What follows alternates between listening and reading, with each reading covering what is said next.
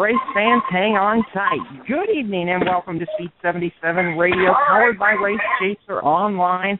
It is about to get fun here this evening as we are live for a brand new edition of the Stock Car Steel SRI Motorsports Show right here on another Thursday evening, back in action. I'm Jacob Steelman, the voice of Speed 77, alongside my colleague right here at the round table, Tom Baker. Kyle Sousa going to be joining us shortly. And I'll tell you, I'm excited about tonight. It's going to be a whole lot of fun. There's a lot to cover. We're going to talk to Daniel Hemrick in just a few minutes about his stunning third Summer Shootout Pro Division Championship and where he's headed to next. But, Tom, I'll tell you, we saw a lot of good racing action over the weekend, too, that we got to talk about, and we've got a lot coming up this weekend, including a K&M Pro Series combination race in Iowa tomorrow night. Yeah, and those are always fun. Those East-West combo events are always a good time. Iowa is the perfect venue for that, so we will definitely have some conversation about that a little later in the show. And, of course, as you said, a lot of good racing this past weekend, just a lot to talk about, some interesting news coming out of the NASCAR racing world over the past few days. One story that was actually news probably 3 or 4 weeks ago that the team just got around to announcing, and some other things as well. So we've got a lot of different things to get through here tonight in this hour or so here on the Stock Car Steel SRI Motorsports Show. So let's get started. Let's talk bullet points here first, because you mentioned there was a lot of news, and since we didn't get to talk Motorsports Madness on Monday, we'll catch you up on some of the top stories, the headlines that have come out over the last 48 hours or so. First, Tuesday afternoon, announced after Indianapolis that there were some things wrong with Denny Hamlin's rear end housing that NASCAR was going to take back to the R&D Center to examine and then make penalty announcements henceforth. Well, henceforth has come and gone, and Denny Hamlin is now out 75 driver points. Joe Gibbs out 75 owner points. Crew Chief Darian Grubb and the car chief on the number 11 going to be out now for the next 6 races. They'll be back for the Chase opener in Chicagoland and fined $125,000, all for multiple violations to that rear end housing that I'm not going to get into because I'm not a tech expert, Tom, but a big blow to that 11 team, even though right now they're still on the Chase grid. Yeah, it's that was really kind of interesting to say the least. I mean, and shocking, to be honest. That type of a penalty at this point in the season with the Chase just a few weeks away, in that type of a scenario where you really are not needing to lose those points. I mean, I know that he's still going to be in the Chase or whatever, but that was not what the FedEx team needed at this point in the season. You want to be going into the Chase on a high note, not on a low note like that, and that was a serious infraction. And again, I'm not going to get into the technical aspects of it, but boy, that was a very surprising bit of news coming out of the garage area over the past couple of days for sure. More news coming out of the garage area. A couple of bullet points. Second bullet point, the secret that everybody's known for the past 6 months, except for Ralph Fenway, finally got around to announcing it. Carl Edwards is not going to be back in 2015. That deserves a big old helping of duh. Yeah, that's the E-Trade baby shock face cue right there. This is the word has been out for at least a month or a little more than that. Time goes by so quick, but everybody's known for a while that Carl was going to be leaving. It was nice that somebody finally got around to telling Jack and the team. But no, it's just I'm sure that there was a reason why this was. There seemed to be a lot of, discontention about the fact that they waited until race day morning to announce it. It just seemed a little bit ill-timed in terms of the announcement itself. But nonetheless, I think that I don't think it's a big surprise to anybody what the facts are, and I don't think there's really any speculation about where he's going. We were talking about this a while ago.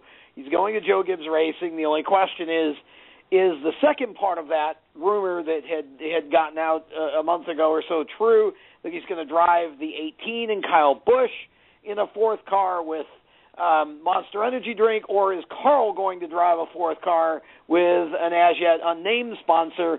I think that's going to be real interesting to watch, to see what happens as far as the number and the sponsor and all of that.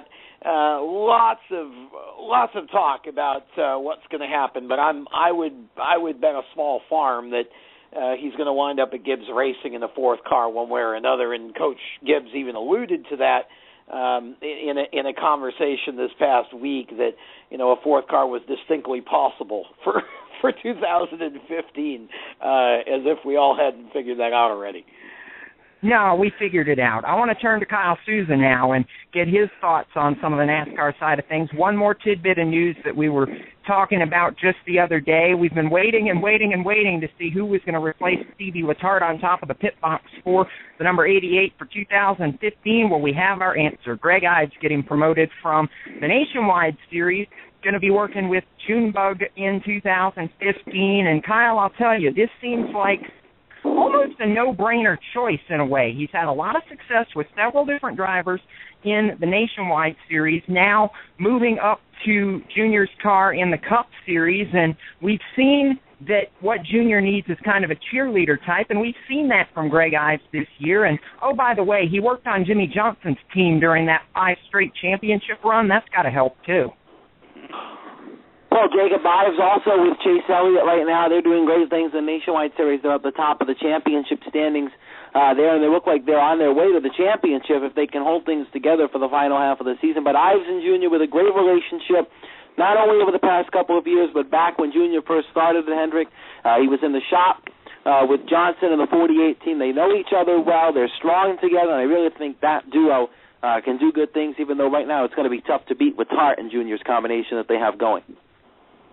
It's going to be a wait and see, I think. I think we're just going to have to see exactly how good those two together can be in 2015, and it's going to be very, very interesting to find out. And I gander to think even Steve Letarte will have interest in seeing exactly how all that works out from the broadcast booth. It's going to be a little bit of a different perspective on life for him in 2015, but certainly a fun one nevertheless, as we've seen several people go through. Tom, back to you now as we get set to look at this weekend. Of course, got to look in the rearview mirror. This past week and into last weekend has been a lot of fun. You and I were at the Summer Shootout finale events Monday and Tuesday. We're gearing up now for K&M Pro Series action.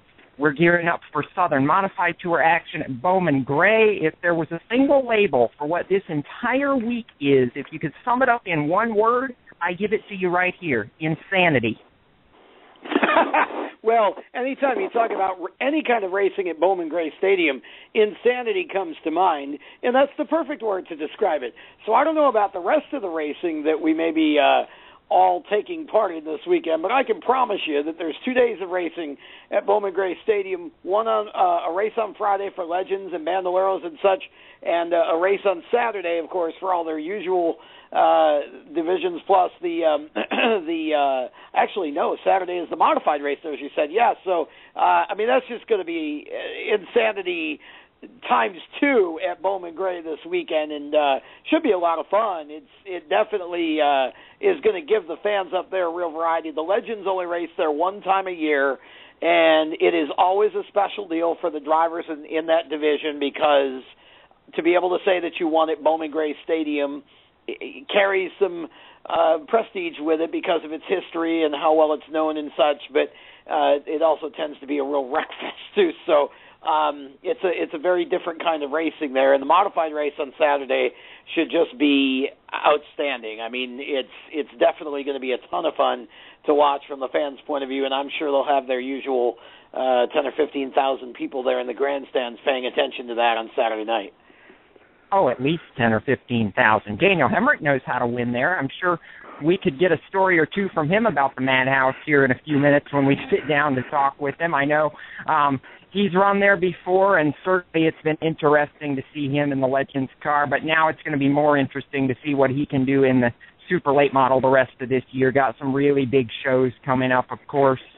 Would have run the All-American 400 before that kind of went away. The Snowball Derby, of course, at the end of the year, where he's been so strong the last couple of years now, and just Daniel got so much going for him, and for all the things we've seen from him, about the only thing we haven't seen is him in one of these NASCAR touring series. We saw him in a Southern Modified a couple of times in the Hillbilly 79 a few years back, but just waiting for that breakthrough to get back. And I know he was talking to us last night, actually Tuesday night, that there's a couple things in the work, but I just can't help but think he's going to be back there really soon, and he wants to be back there.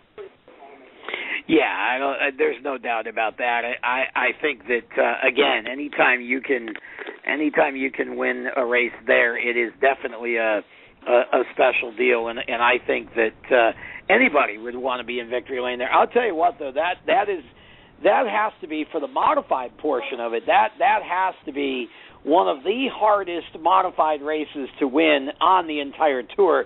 This is for those of you who don't know what Bowman Gray Stadium is, folks, this is a football field, and where often at your high school you have a football field with a running track around the outside of the field, well, at Bowman Gray, it's a racetrack, and it is just the most unbelievable thing you'll ever see in your life, and we can have a debate another time about the usual carryings on that happened on Saturday there, but the modifieds, I've got to believe passing is at a premium, and but yet what I've seen up there on a normal Saturday night with their modified class, when they're not, getting over the top and, driving around, chasing each other and all of that, the racing itself in the modified class is phenomenal. So I've got to believe this has got to be one of the hardest races to win, and therefore would have to be one of the greatest accomplishments if you can pull it off.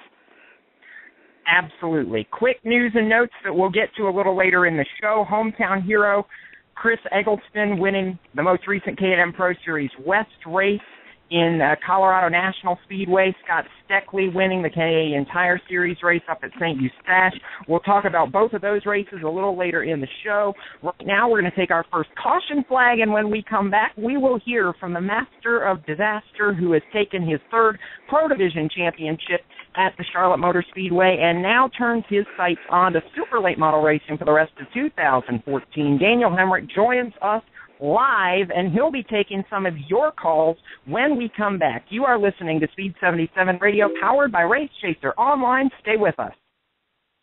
For 17 years, Stock Car Steel has been a leading material supplier to the racing industry. We're proud they're a motorsports content partner here at Race Chaser Online. The biggest names in NASCAR trust Stock Car Steel for raw materials such as carbon steel, chrome moly, DOM, aluminum, plastics, and much more. You can't build a race car without the basic materials, and Stock Car Steel is the place to get them. Don't forget to also visit Stock Car Steel's sister company, SRI Supplies, for racing and industry. SRI is the place to go for all your shop supply needs. Nuts, bolts, rivets, tapes, adhesives, cutting tools, chemicals, body shop supplies, paint shop supplies, lubricants, and more. A well-stocked race shop is a winning race shop, and the path to winning begins with 3 letters, SRI. For more information, visit StockCarSteel.com or SRI-supplies.com. Check them both out on Facebook or call them toll-free at 1-888-752-7272, 1-888-752-7272.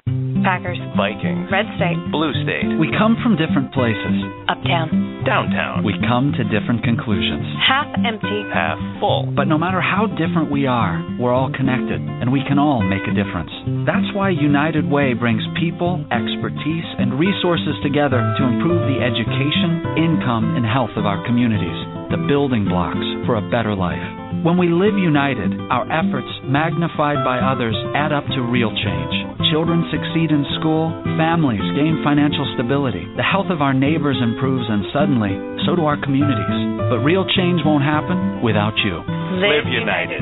So let's look beyond our differences. Live united. One by one, let's make a difference.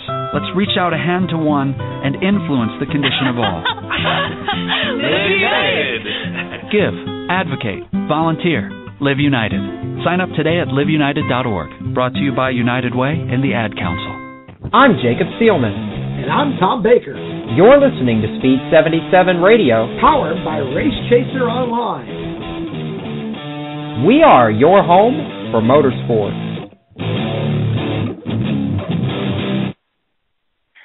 Welcome back to the Stock Car Steel SRI Motorsports Show right here on Speed 77 Radio, powered by Race Chaser Online.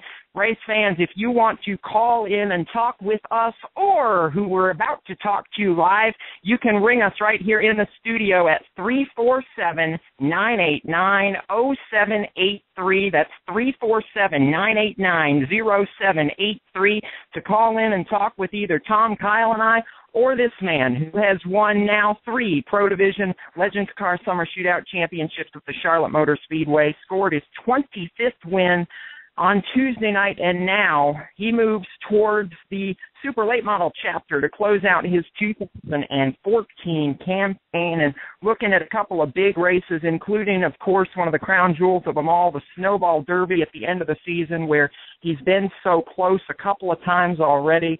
Daniel Hemrick back here on the Stock Car Steel SRI Motorsports Show. Daniel, first off, really glad to have you back on the program tonight. Congratulations on the Shootout Championship, and definitely I know all this happening in the span of about the last week. You've got so much good momentum going now, and it's definitely picked up the vibe around your entire camp for the rest of the season.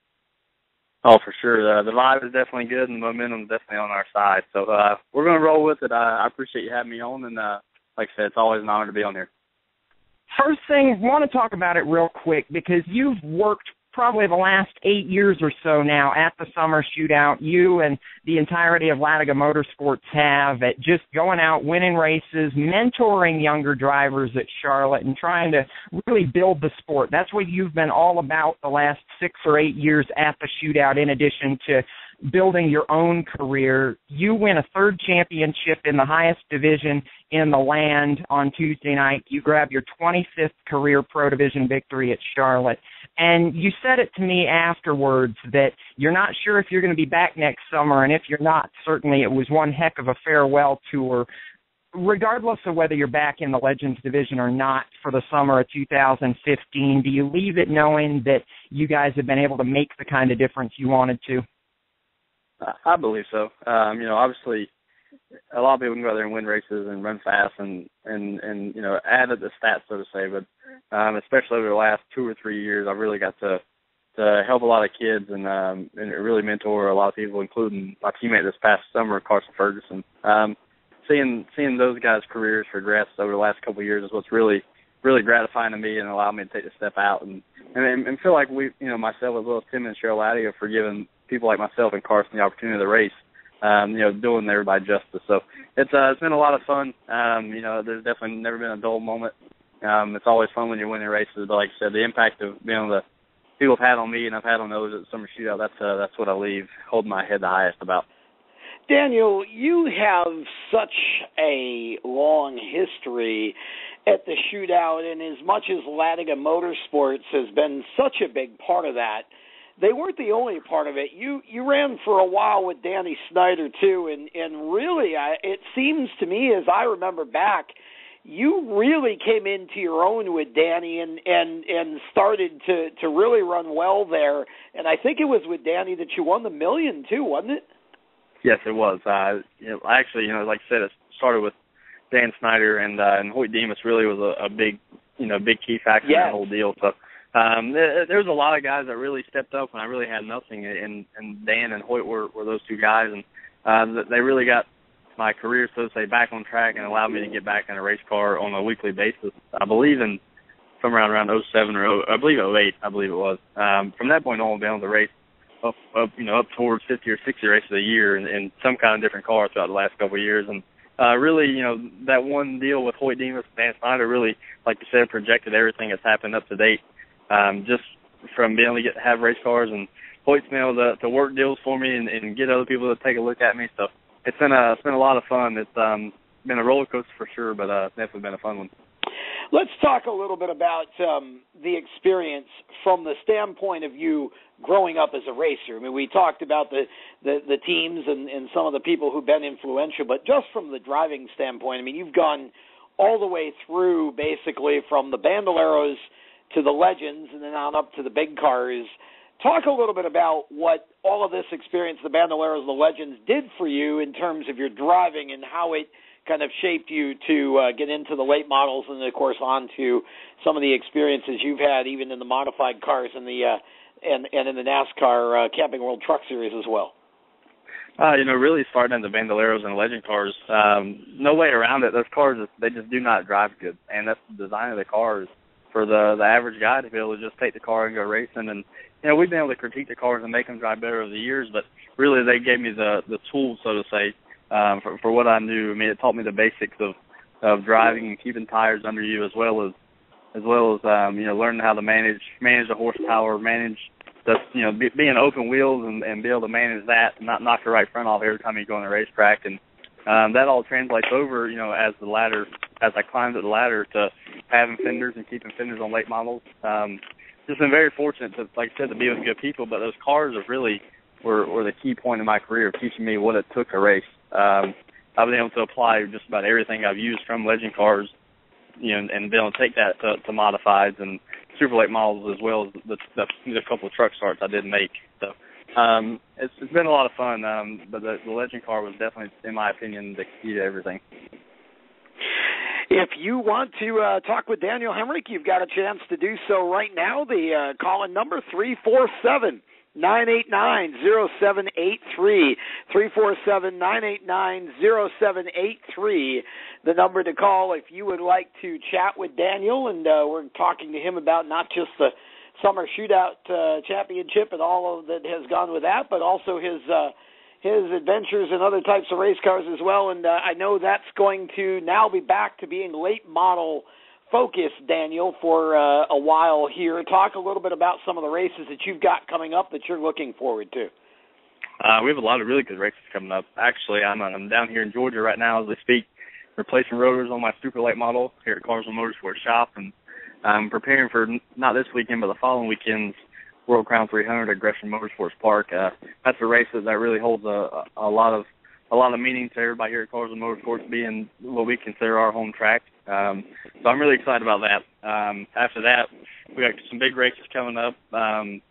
Two that really stick out to me, obviously, being the Winchester 400 later in October, as well as capping the season off for the Snowball Derby the first week of December. So, I couldn't ask for a better team to run for on this side of this side of the ladder.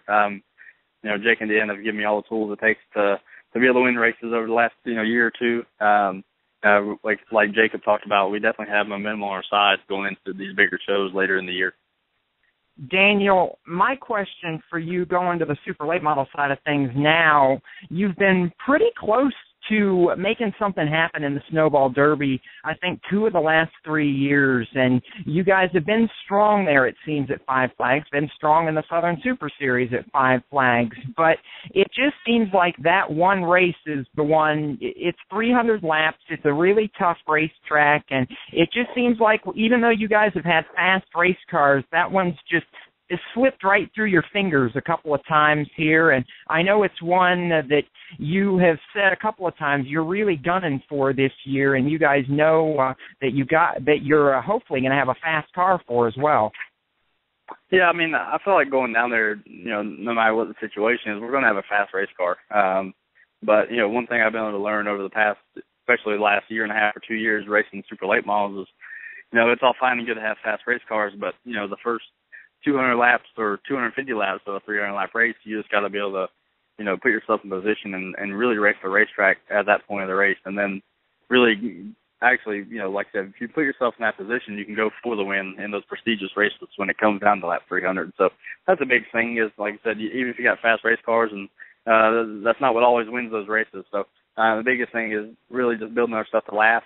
I got to definitely make smart decisions on my part as well as the pit calls on the pit road. So there's a lot more goes into it, but like I said, slowly but surely over the last couple of years, we've progressed our long race program and gotten better and better at it.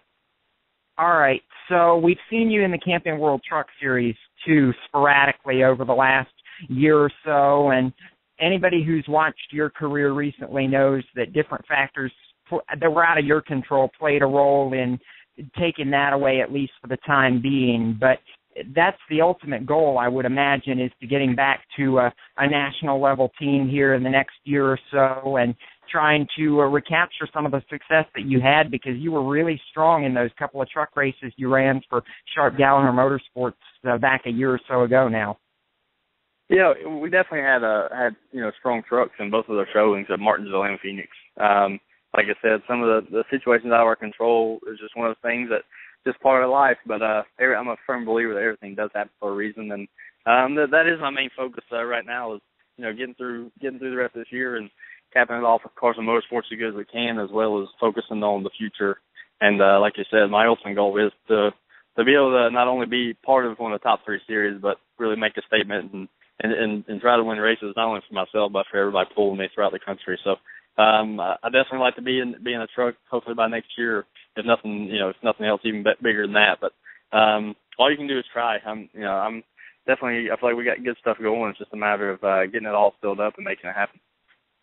I know you guys have been trying really hard to make it happen, and the real question here is, I know we see all the time, you talk about it on your social media and talk about the fact that your attitude going through all this has been never give up, just keep the faith. We saw you exemplify that a couple of times this year at the shootout when things got tough and you were still able to pull out top results or even a win a couple of times. But how much really has it been a struggle for you sometimes, even when the going's gotten tough here over the last year, to just keep the head down and keep rolling forward knowing what the ultimate goal is? I mean, it definitely can be tough. With that being said, that's why you got to have good people to lean on. I feel like the best people in my ear, keeping me going in the right direction and making me keep pushing forward, even whenever I felt like the times were too tough to do so. So like I said, that's just a true testament of the people you surround yourself with. Like one of my biggest fans, obviously, is Kenzie Russ, and she's been a big, I guess you could say the backbone in my whole racing career over the last couple of years, and she believes in me about as much as anybody. So having people like that's what keeps me going. Every day when they remind you why you do this, that's really something really special, and it's hard to find that. So like I said, just really fortunate to be in the situations. And, like I said, even when it gets tough and you think you're down and out, there's people out there that are a lot worse off and that are pulling for you, and you got to make that happen. It's not only for yourself, but for them. And we've seen that a whole lot over the last decade or so, watching you build the career up the ladder, down a couple rungs, and now certainly on the rise back up. And I know, Daniel, there's a ton of people that go in to help and make that climb possible, and want to give you a chance to shout out to them. So talk a little bit about who makes it happen for Daniel Hemrick. Obviously, it goes back, way back when I started to shoot out. It's my parents and my grandparents and whatnot believing in me, and really just going out on a limb and trying this thing we all chase now is called racing. They're from there, Hoyt Demas and Dan Snyder, like Tom keyed on for getting the Summer Shells deal really, really rolling back in 2008, as well as Timmy and Cheryl Latiga over the past couple of years, believing in me and putting me back in their race cars year after year. With that being said, last year and this year, Station 98 was a really key factor in getting us to the racetrack, and we couldn't have done it without them. Racing Electronics, Jack Link's Beef Jerky, Bill Helmut's Alpine Stars. There's so many people that allowed us to pursue a third championship at the shootout.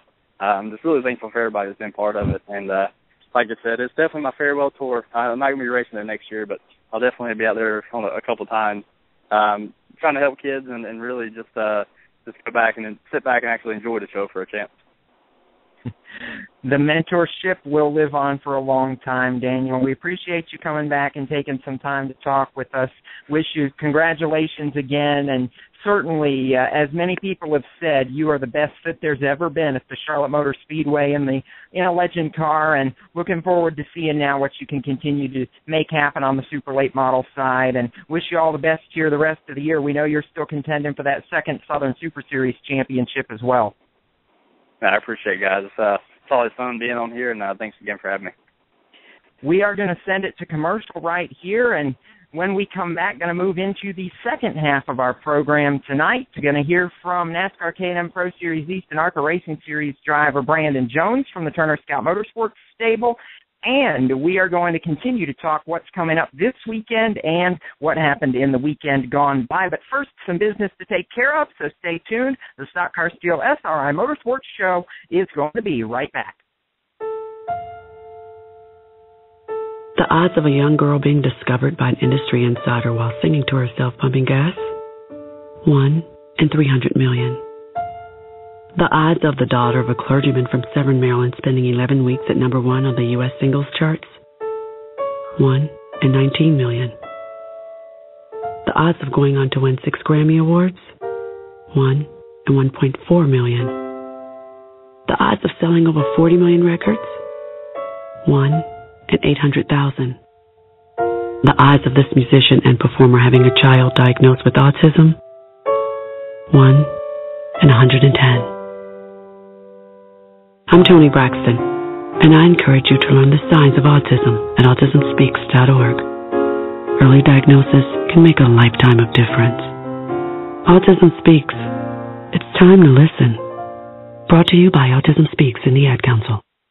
For 17 years, Stock Car Steel has been a leading material supplier to the racing industry. We're proud they're a motorsports content partner here at Race Chaser Online. The biggest names in NASCAR trust Stock Car Steel for raw materials such as carbon steel, chrome moly, DOM, aluminum, plastics, and much more. You can't build a race car without the basic materials, and Stock Car Steel is the place to get them. Don't forget to also visit Stock Car Steel's sister company, SRI Supplies, for racing and industry. SRI is the place to go for all your shop supply needs. Nuts, bolts, rivets, tapes, adhesives, cutting tools, chemicals, body shop supplies, paint shop supplies, lubricants, and more. A well-stocked race shop is a winning race shop, and the path to winning begins with 3 letters, SRI. For more information, visit stockcarsteel.com or SRI-supplies.com. Check them both out on Facebook or call them toll-free at 1-888-752-7272, 1-888-752-7272. I'm Jacob Seelman.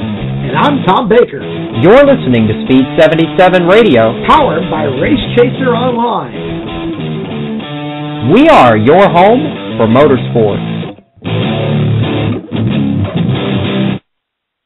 Welcome back to the Stock Car Steel SRI Motorsports Show here on Speed 77 Radio, powered by Race Chaser Online. Race fans, if you want to talk with us, you can still ring in and offer your opinions on whatever we're talking about tonight. Just call us in, 347-989-0783. You can talk with Tom, Kyle, and myself about whatever's on your mind that we've discussed in this show, or maybe something else that's going on in the world of motorsports that's big that we haven't hit just yet. Feel free to call in. We'll take your calls and we'll take your questions here tonight. But right now, Tom, another subject we want to get to as well is the NASCAR K&N Pro Series East and West. Both divisions meeting in the middle this weekend for the second time in 2014, going to be at the Iowa Speedway for their second combination race of the year, the Autolite Iridium XP 150, and it's really starting to wind down the season for the K&N East. The West Series still has a couple of big events left on tap, and definitely a lot to talk about when you figure from the East, Ben Rhodes is looking to sweep a season at Iowa, and from the West, some guy named Chris Eggleston is looking to build some momentum after such a huge K&N Pro Series West victory at his home track last weekend, Colorado National Speedway. We've heard Chris's name a couple of times in the NASCAR Camping World Truck Series and other unsundry assorted NASCAR divisions, but I don't think anybody, myself included, expected what he did Saturday night at his home track in Daytona, Colorado, leading more than half the race and dominating in Bill McAnally's number 99 car. That car's now won twice this season with 2 different drivers. The other one, another surprise, was Patrick Star-Poli, Tom. Yeah, and, it's always good when you can get Patrick's name into a show. But,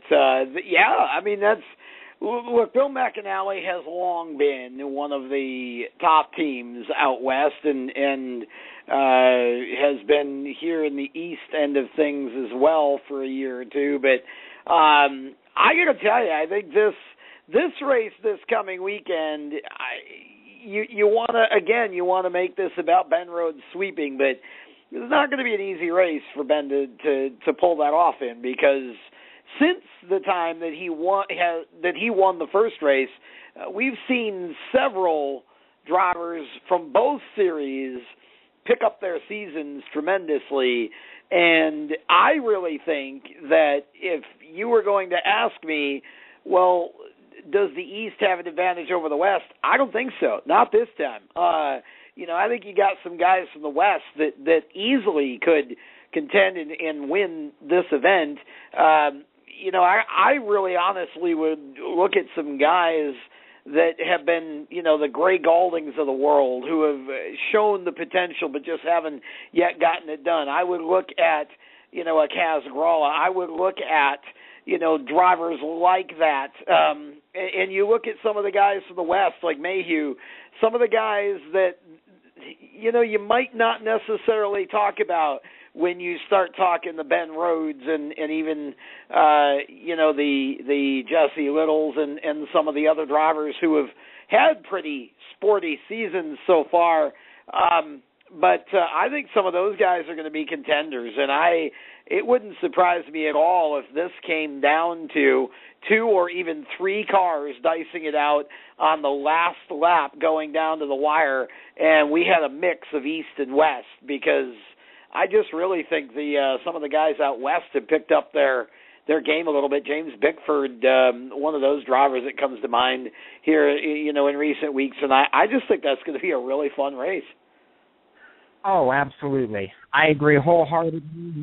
You look at West guys, David Mayhew immediately comes to my mind. He's been the highest in that particular race at Iowa 3 different times, including earlier this season. So we've got a lot of things to keep our eyes on here in what's going to be a very, very, very interesting next couple of days leading into what's an exciting weekend in Iowa. Of course, tonight they're going to inspection and getting ready to practice and doing it all in one day.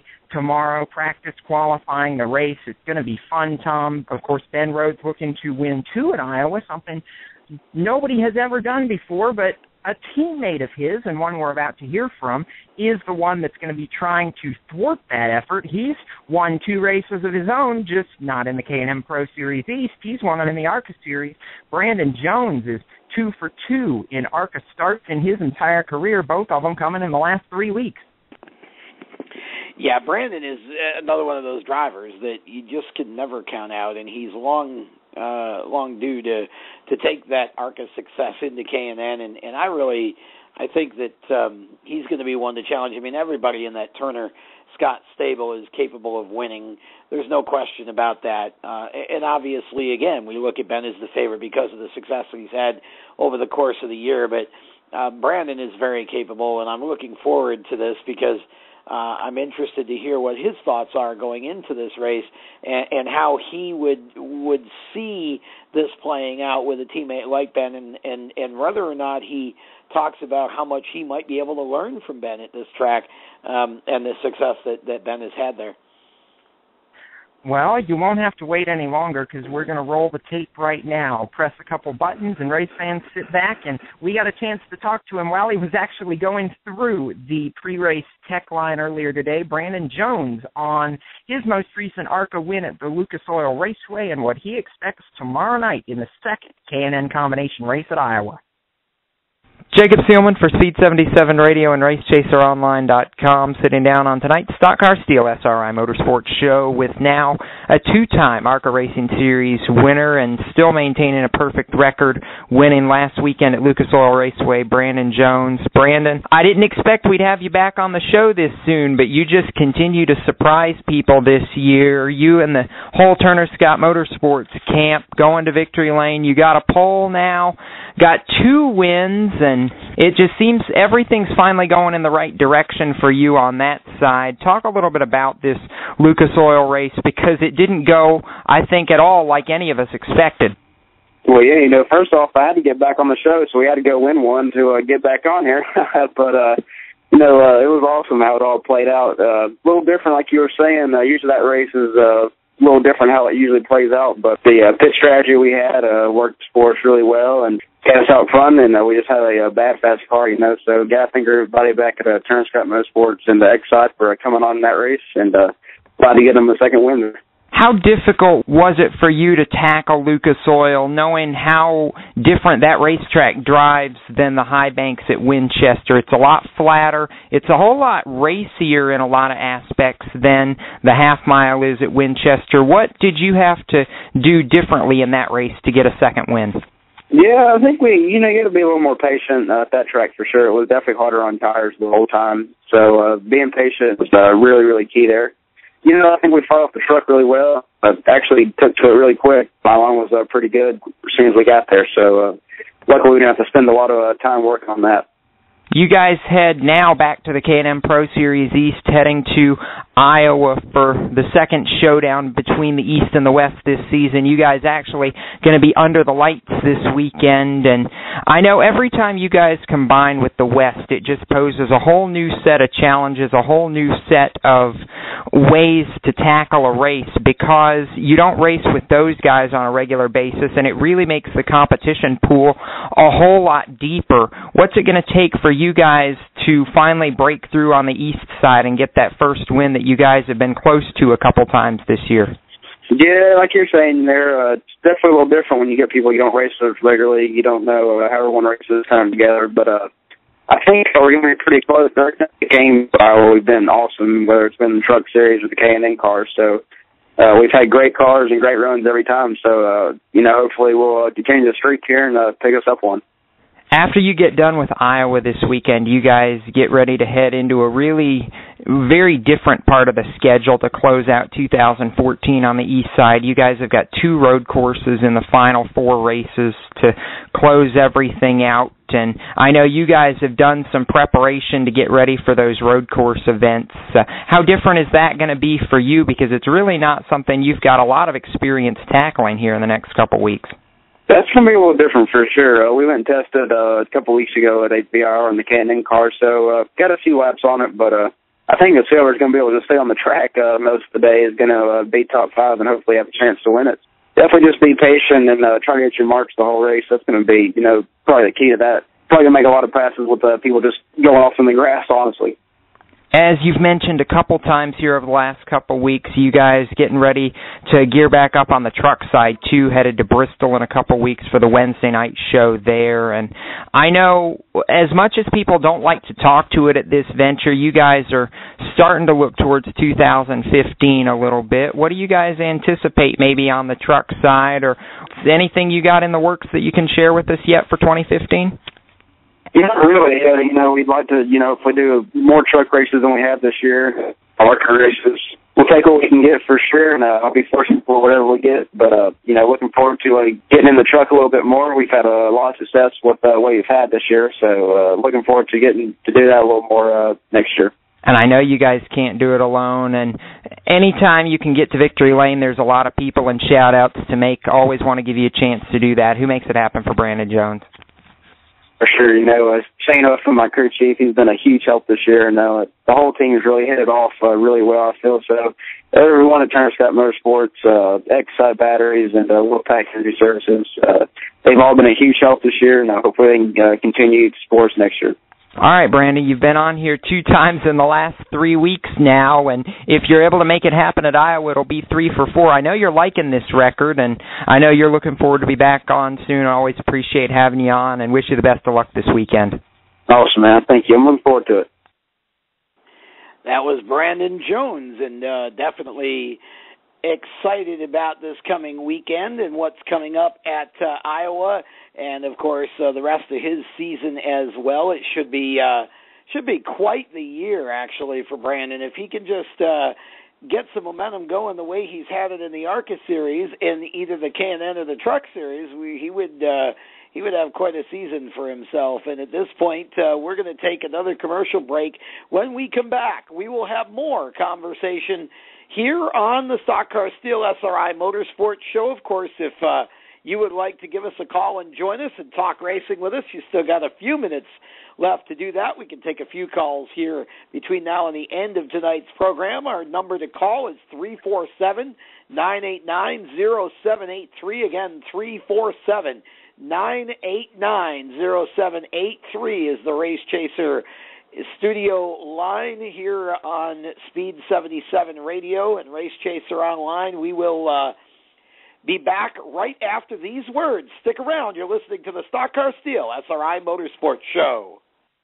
For 17 years, Stock Car Steel has been a leading material supplier to the racing industry. We're proud they're a Motorsports content partner here at Race Chaser Online. The biggest names in NASCAR trust Stock Car Steel for raw materials such as carbon steel, chrome moly, DOM, aluminum, plastics, and much more. You can't build a race car without the basic materials, and Stock Car Steel is the place to get them. Don't forget to also visit Stock Car Steel's sister company, SRI Supplies, for racing and industry. SRI is the place to go for all your shop supply needs. Nuts, bolts, rivets, tapes, adhesives, cutting tools, chemicals, body shop supplies, paint shop supplies, lubricants, and more. A well-stocked race shop is a winning race shop, and the path to winning begins with 3 letters, SRI. For more information, visit StockCarSteel.com or SRI-Supplies.com. Check them both out on Facebook or call them toll-free at 1-888-752-7272, 1-888-752-7272. For every turn, a twist. For every start, an untimely finish. For every win, someone who loses it. For every number, a nation. For every celebration, a brawl. For every split second, years of work. For every heaven, a hell. For every good old boy, a good old girl. For every curse, a prayer. For every ounce of order, a jug of chaos. For every twist, there's a turn. I'm Jacob Seelman. And I'm Tom Baker. You're listening to Speed 77 Radio, Powered by Race Chaser Online. We are your home for motorsports. Welcome back to the Stock Car Steel SRI Motorsports Show right here on Speed 77 Radio and RaceChaserOnline.com. Jacob Seelman and Tom Baker around tonight's round table. And I'll tell you, Tom, just to close the book on the Brandon Jones interview there, it was funny because he was also telling me as they were going through the inspection line, he was not very far away from that 41 car of his teammate Ben Rhodes, and he said, I don't want to be learning near as much following him through the field. I want to not have to learn from him because I'm ahead of him on the racetrack at the end of this race. So I know Brandon's not so much worried about learning, he's worried about beating his teammate. Well, but in order to do that, you got to really learn the track, and Ben certainly, I'm sure, can help him with that if he needs it. But yeah, again, like I said, this is going to be a stacked race. I mean, both sides of the coast here, the East and the West, have some really, really talented racers, and I think when they went there the first time, I really kind of felt like at that point what I was seeing on the East side of things was definitely stronger and could well give the East a big advantage. But here in the last month or so, month and a half, the racing on the West in the K&N West Series has really picked up, and some of the guys like Mayhew that were struggling a little bit, have really stepped up, and so. You look at the field from both series. You say, you know what, this is going to be a wide open race, and I really think Iowa, as I said at the top of the show, is a perfect place to have one of these combo shows because the track is so racy, and yet, as Brandon very intelligently said, you really do have to take care of your equipment early on in this one too. So the guys that are of the conservative nature and of the distance driving nature are the guys I think that are going to have the race cars left for the end of the race. But it should be a lot of fun. I'm definitely excited about this race for sure, and wish they would do more of this stuff with the two series together.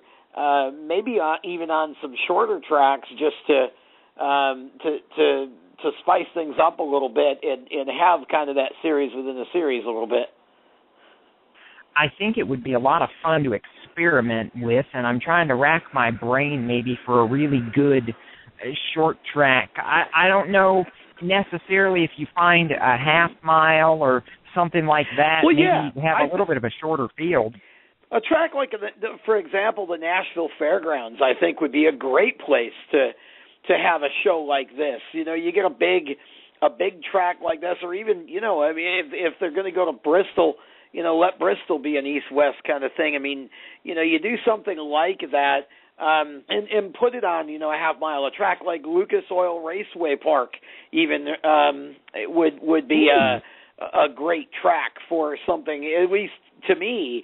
You know, tracks that are wide, that you know, that would be racy, but yet they don't have to be those mile tracks. I mean, I think some of the best racing is on, you know, the 3/8 miles, the 4/10 miles, the half miles, and I just think I think you look at something like this and you say, well, heck, if we're going to have an All-American 400 kind of thing, and now that's a Pro Late Model race, why not look at the possibility of adding you know, this type of a deal to that weekend and just making it a really big weekend? You got some tracks like that to me would just really fit this type of situation that would be a little bit smaller than the mile and really make it for a great show for the fans.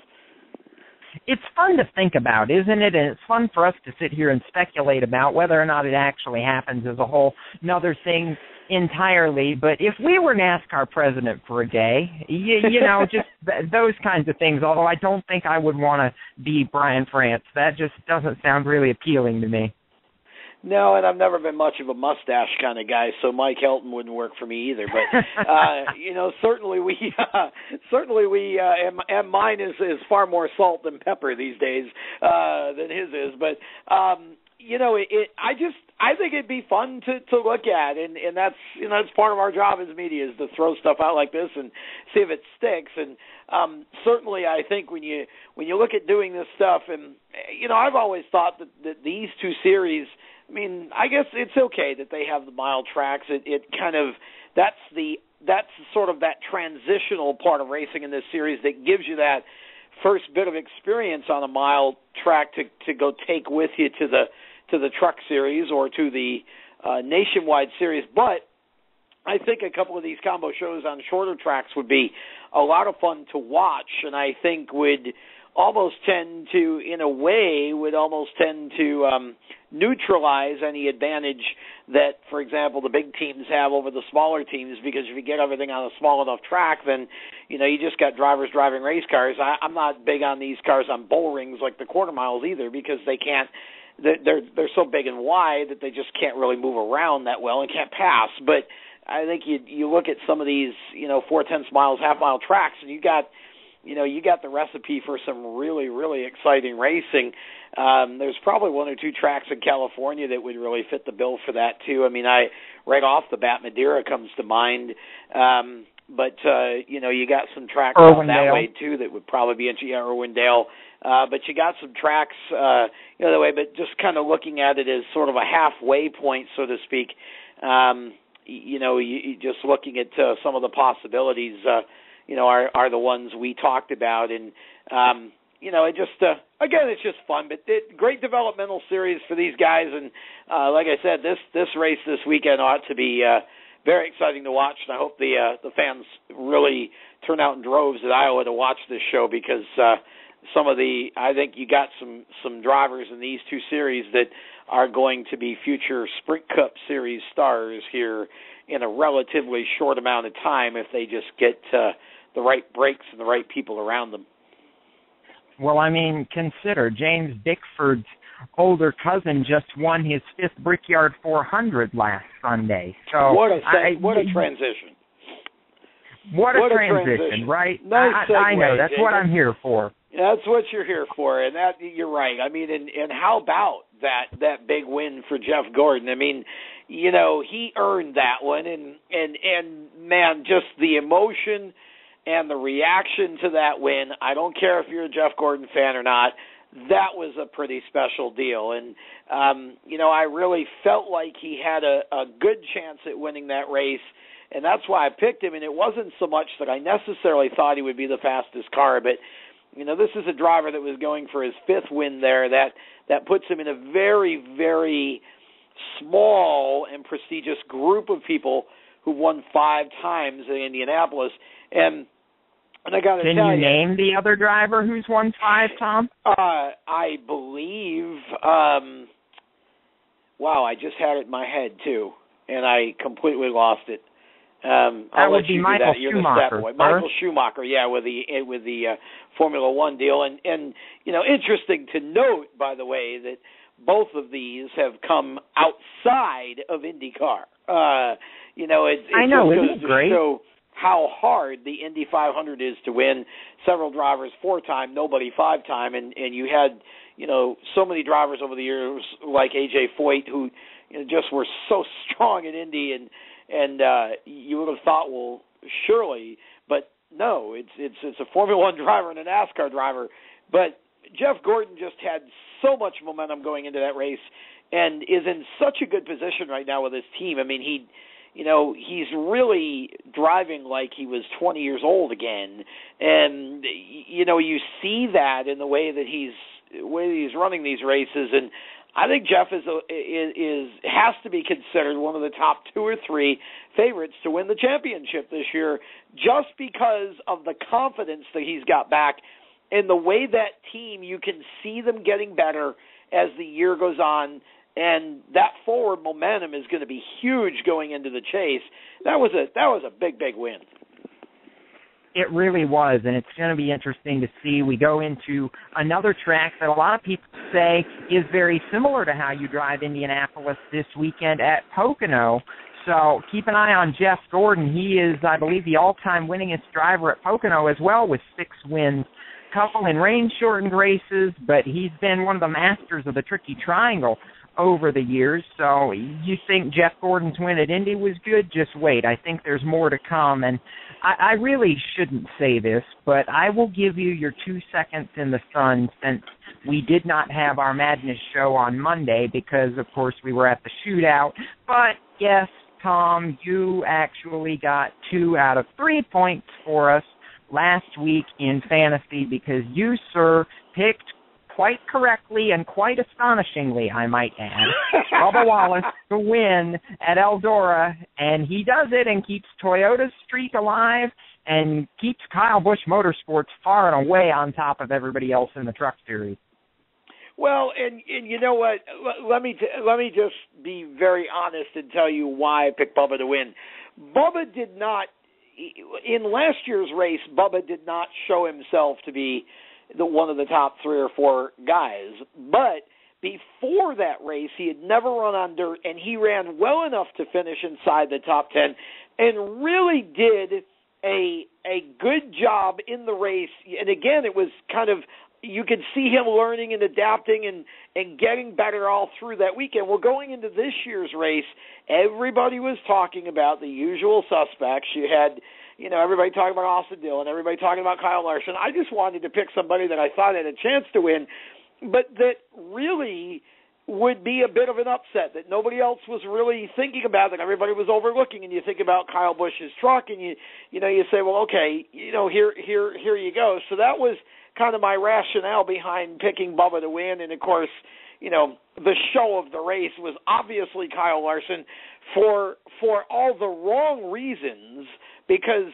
let's face facts here. He absolutely just totally killed the truck and completely drove a race that if I were his driving coach, I might have had to resort to some sort of pills or even a suicide attempt after that race, because he did absolutely everything wrong. But at the same time, that's what made it so much fun to watch, because he was doing everything wrong, bouncing off the wall, and still coming at Bubba, and had a shot to win until about the 129th crack of the wall right at the end. With I think he probably about broke the chassis in half. But you know, it was a great race, and again I say, please, dear NASCAR, you know, you've got Knoxville. Jacob, you mentioned Williams Grove. Wow. Okay, there's one out of left field. You got Charlotte over here. Put them on a couple of more dirt tracks. For that matter, stick the nationwide cars on a dirt track. Let's go cup racing on a dirt track. I don't care. People say, well, you wear out the concept if you do it too often. I got news for you. I'd rather have 5 or 6 of these than run all these mile-and-a-half cookie cutters where nobody passes anybody and the racing's boring. I just thought that was an unbelievable race.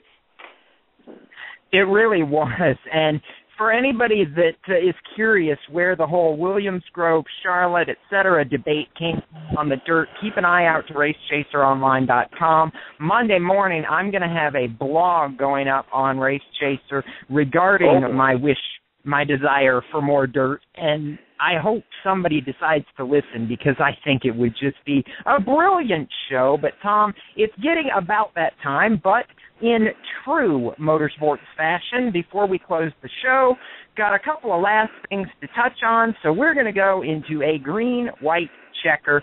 3 quick bullet points. Number 1, out of the modified ranks, Andy Seist heads into this weekend, Strutmasters.com 199 at Bowman Gray Stadium. Dominant. He's won 3 of the first 5. He's good at the stadium, and he's looking for win number 4 on the season. He's got a Northern Invader coming down to challenge him. Instead of Ryan Preece this time, though, it's Ron Silk. Is Seist the man to beat, or are we going to see somebody else go to victory lane on Saturday night? Andy Seist is definitely the man to beat, but I'm going to tell you the man to keep your eye on. His name is Danny Bone. Danny Bone does not get a lot of conversation around he doesn't get nearly enough conversation around the Southern Modified Tour parts in terms of being a favorite to win anything. Danny Bone loves Bowman Gray. Danny Bone has raced there a lot. Danny Bone, if he's in a competitive car on Saturday night, I think Danny Bone is the guy that challenges Andy Seist for the win. And by the way, for those of you who say, why is it 199? It's because when they put the show together, they calculated that 199 laps was about the time they thought they might only have 2 cars left. Weren't sure they'd have any left to get to 200, so they just left it where it was. All right. So, second point going into this weekend, the white flag. All right, Tom, we are going into what's undoubtedly another big weekend of racing, but what I'm focusing on is not this weekend necessarily for the ARCA Racing Series, though Brennan Poole is making his return at Pocono. I'm focused on what's after Pocono. You've got a couple of dirt tracks. You've got a super speedway. You've got a short track. You've got just about everything imaginable that you could possibly want in the rest of the ARCA Racing Series, and basically what we know is Grant Enfinger's driving for a different team. Mason Mitchell's on a roll. We really don't know anything yet. Well, that's what I was getting ready to say, Jacob. You were talking about focusing on this and that and all the different types of tracks, and then you got to the championship chase, and my comment was going to be that I find it very interesting that at a time where we should be debating who we think has a better shot at this championship, we have to throw all of that out because Grant Enfinger is suddenly driving for a different team. And, you know, until he gets a couple of races under his belt with this team, I don't know that we can really say what he's going to have down the stretch. And, of course, as you said, you got dirt tracks coming up. You get all kinds of different things coming up. We go from a super speedway. We got dirt tracks in there. We got short tracks. Right now, I think you have to give the edge to Mason Mitchell, but boy, I got to tell you, until we run a couple of these races, here's what I will say about the ARCA Series. I'm betting that between now and the time we finish up on the dirt tracks, Kenny Schrader's got himself an ARCA win.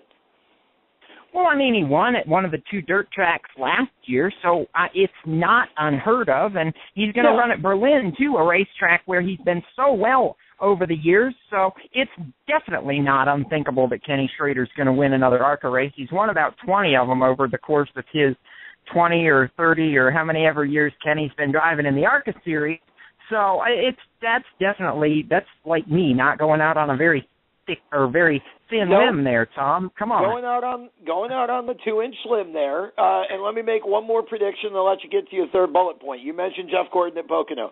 I'm not taking Jeff Gordon at Pocono. Let me tell you about a different kind of momentum. There's a team in NASCAR Sprint Cup that suddenly has something to prove. And they're going to be without their crew chief, they're going to be without their car chief, and they are going to be coming back at Pocono on a track where they've won before. I'm taking Denny Hamlin to get the win this weekend at Pocono Raceway, just on the basis of they want to come back with a vengeance and prove that what happened last week, it was unfortunate, it may have even been a little silly, but not going to happen again. We can win legally, and we are going to get the job done at Pocono Raceway this weekend and put themselves right back in a positive light going down the stretch as we get into the chase. Wow. Did not see that one coming at all. That's the last point I expected you to make. Yeah, there you go. Fine, fair enough. You know what? Fine. But if you get Denny Hamlin right, I tell you, them's going to be some interesting words on Monday night if you get that one right. So we'll just have the jury's still out on that one, I think. But boy, that's going to make life interesting for sure. All right. Third point. So we've got super late model racing, and of course we know the past North and South tours going to start to wind their seasons down here shortly, but those tours aren't what I'm looking at this weekend. And what I'm looking at is the Sunoco Southern Super Series and the fact that they're getting ready here very, very, very quickly to head for one of the biggest races of their season, still one of the crown jewels of super late model racing, the World Crown 300 at Gresham Motorsports Park. Daniel Hemrick's mentioned it. We know he's going to be a contender. Anderson Bowen is going to be a contender. But while you're talking about major points in super late model racing, and see, this is where my point takes a little bit of a turn here, Tom, I'm not even so much focused on the World Crown after the news that came out earlier this week.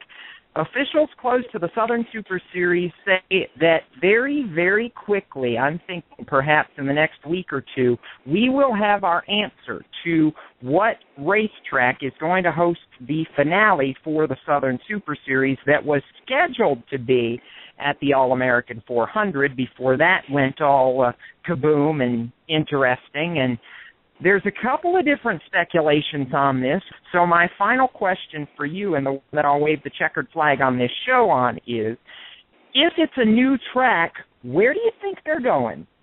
Oh, I don't know. I don't even know if I want to get into the middle of that question, because it could be almost anywhere. I mean, obviously you got to look at the tracks that are kind of the staples for the Southern Super Series. You look at a place like Mobile, for example, or Montgomery or whatever, Five Flags, certainly, although they've got the snowball.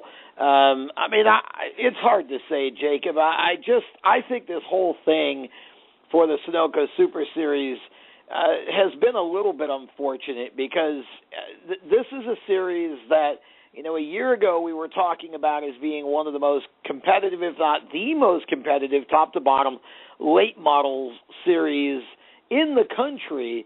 But and certainly this year the drivers, it is in terms of that part of the competition. But I think it's unfortunate we're even having this discussion, to be honest with you, because the All-American 400 was kind of the traditional and was shaping up to be one of those, but one of those events that just for years and years and years and years would always be, the end, and now it's not. So I don't know. I don't know what the Super Series can possibly pull off here that would be of the same veracity as or prestige as the All-American 400 was. So I don't know. That's going to be a good question. Something tells me it's going to be a new track. I don't think it's going to be one of their staple tracks. And that just, again, it could be absolutely anywhere. Even Gresham comes into mind here as a track that could be a candidate. I don't know. We'll see. It's going to be interesting to see what they do, and hopefully wherever it is they go, they can establish themselves and stay there a while. You always want your finale. The opening show and the finale are are always in a series, are always big shows, and you always want to end on a high note and sort of have that momentum building all year long. So I just hope it's a track where they can race well, pass well, and put a lot of people in the seats and make a giant race out of it. Isn't it going to be fun to keep an eye on? And, you were talking about openings and finales. Kind of reminds me of Homestead. You want to search for a place where you know you're going to go every year and just put on a good show, and that's exactly what the Super Series is looking to answer here in the next couple of weeks. As soon as we have the answer, of course, you'll hear about it on RaceChaserOnline.com. We're continuing to follow the story and continuing to follow Daniel Hemrick as he continues to traverse the Southern Super Series in search of a second straight championship. Want to say a huge thank you to him for joining us live on the show tonight. Had a lot of fun talking to him.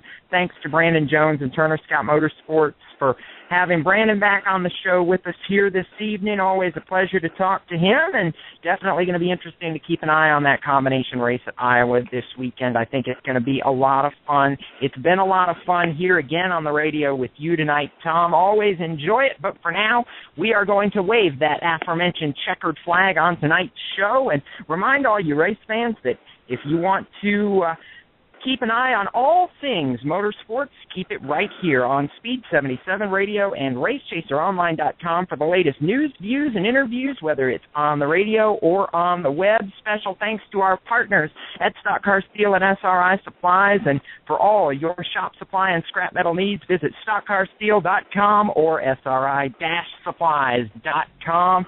Until Monday night when we return right here at 7 p.m. Eastern for the Motorsports Madness, I'm Jacob Seelman. Keep it off the wall. Until we meet again, so long, race fans.